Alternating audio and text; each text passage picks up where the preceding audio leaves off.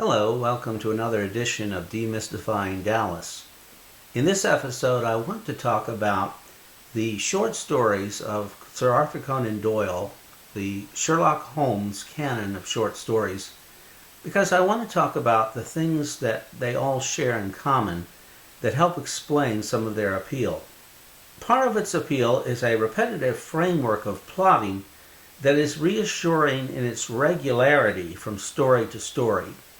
The plotting tends to be structured much the same from each story to the next, and so the reader knows what to expect, and the only question is, how is Doyle going to embroider those expectations or those plot lines to create something magical, which he tends to do quite frequently, if not all the time. I'm speaking of the short stories now because the novels of Doyle are very, very different. The only novel that he wrote that has some of the same structural features as the short stories, in my opinion, is The Hound of Baskervilles.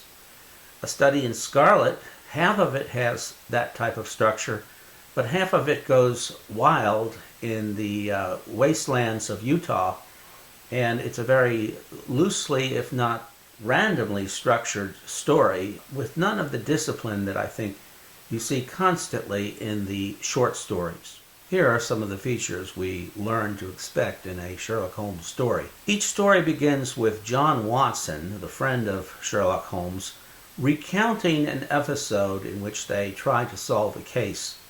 But it is a rather pompous introduction in which Watson talks about what the story meant to him before he lays out the story for everybody else. Next in the story, Watson either greets Holmes, or sometimes Holmes greets Watson, in one case knocking him up, which evidently in Victorian speak means waking somebody up from sleep, okay? Immediately thereafter, Holmes deduces something about Watson or his client that astonishes Watson, because Watson cannot understand how he could possibly have known the things that Sherlock Holmes deduces. We are introduced thereby to Holmes's amazing powers of induction. Well, he calls it deduction, but in fact it's induction that Watson is talking about. And for some reason, Doyle constantly refers to it as deduction, mistakenly. Doyle, though, really shines in setting up these vignettes of Holmes's legerdemain. Next, with nary a pause, we get the details of the case. Usually at this point, the client walks in and presents to Holmes and Watson the details of their problem, which is so tangled that it seems impossible for Holmes and Watson to solve. But, of course, Sherlock Holmes proceeds to solve it in just a few minutes in the case of the short stories. So the client lays out the puzzle that Holmes has to solve. The next thing that happens in a Sherlock Holmes story is that Doyle introduces a series of observations by Holmes which are individually totally unrelated to one another, but which Holmes alone can pull into some kind of tapestry that not only has a coherent meaning, but a meaning that helps to solve the case. It's fascinating to watch this happen. And in fact, the tapestry turns out to be critical to the solving of the case. To the extent that we're supposed to identify with Sherlock Holmes's clients, who are all at sea with the problem that they're bringing to him to solve, Doyle's characterization of Holmes makes us feel that we and the client are in good hands indeed if we ever had to consult someone like Sherlock Holmes.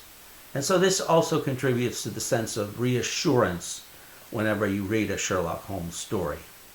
We see the world through Watson's eyes, and he usually expresses complete befuddlement at the strand of clues that are brought together in each case, and that only Holmes can explain coherently.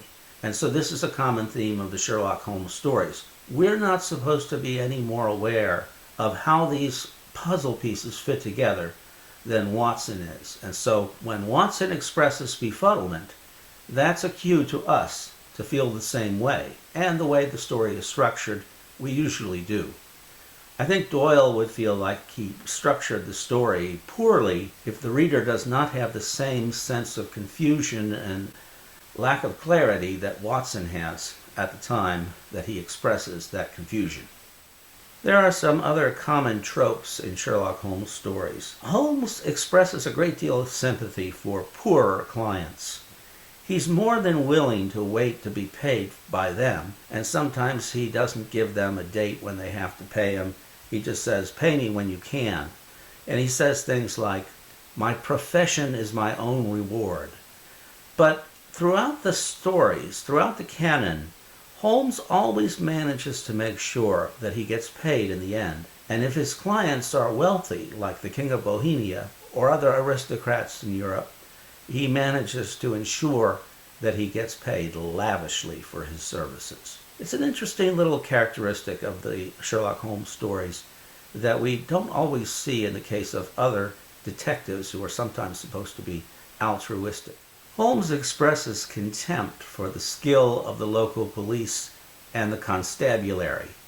He even says that he's offended when someone confuses him for an agent of Scotland Yard.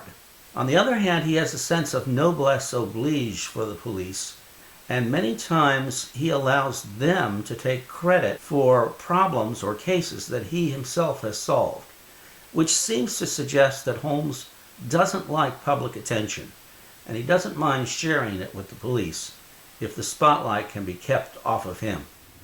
Another interesting characteristic of Sherlock Holmes is that he's definitely an introvert, and many people have wondered if he might have some kind of high-functioning autism, as we would say today, or as what used to be called clinically Asperger's syndrome. He likes to do a lot of things by himself, from his malodorous chemical experiments to his playing of the violin between cases to soothe him, and even the cases themselves, in which he is often involved in activities that bring him into contact with many people, such as Watson, a man who Holmes very clearly cares for and whose company Holmes clearly enjoys. How can we say that Holmes has Asperger's syndrome when he's constantly talking to the police and Watson? Well, it appears that way because these cases seem to consume Holmes. It seems that he can only be in contact with other people when there is something obsessing his attention, something that is before him and that he can't help but concentrate upon. And in those cases, these people around him become somewhat like props or appliances that help him work out the case. But if he's not involved actively in an intricate case that requires all of his concentrated attention, then he seems to prefer to be by himself. So, for example, in almost every story, Watson speaks of Holmes as if he sort of blanks out. He sort of closes his eyes and gets lost in some kind of imaginative reverie, which is part of his shtick for solving his cases. It's part of the way in which he solves cases. But it also seems to be part of the way he tolerates all these people around him. One does not get the sense that Holmes considers these people around him to be his equals. As I said, he has contempt for the police. You could say that he loves Watson. He loves to be around Watson. But there appear to be very practical reasons why he likes to have Watson around. Watson is a sounding board. Watson is also someone who can chronicle his cases. He's described by Holmes as his Boswell. He doesn't always agree with Watson, and there is a sense that Holmes likes having Watson around because he likes having someone to feel superior to, or someone who will listen to his cases, and Holmes likes to perhaps hear himself talk at the same time. Maybe that's important to his solving of the cases. Of course, Watson is also useful because he carries a pistol around. And in many of the cases, Holmes, who is an amateur boxer, and a quite good one at that, still needs someone with a pistol to present a good argument to a man who can bend pokers, as is said in The Adventure of the Speckled Band. Watson is Holmes's conduit to the outside world. someone who can explain his cases, but also a useful man with a pistol in a tight spot. Holmes has powerful feelings for Watson. Once, when Watson appears to have died, Holmes is overcome with emotion. But all that he seems to want to talk about with Watson is the case at hand, or a past case, or something that has to do with an approaching client. Watson is someone who's useful to Holmes. Holmes likes Watson, perhaps even loves Watson, but it seems that he loves Watson for the practical way in which Watson helps Sherlock Holmes solve his nettlesome problems.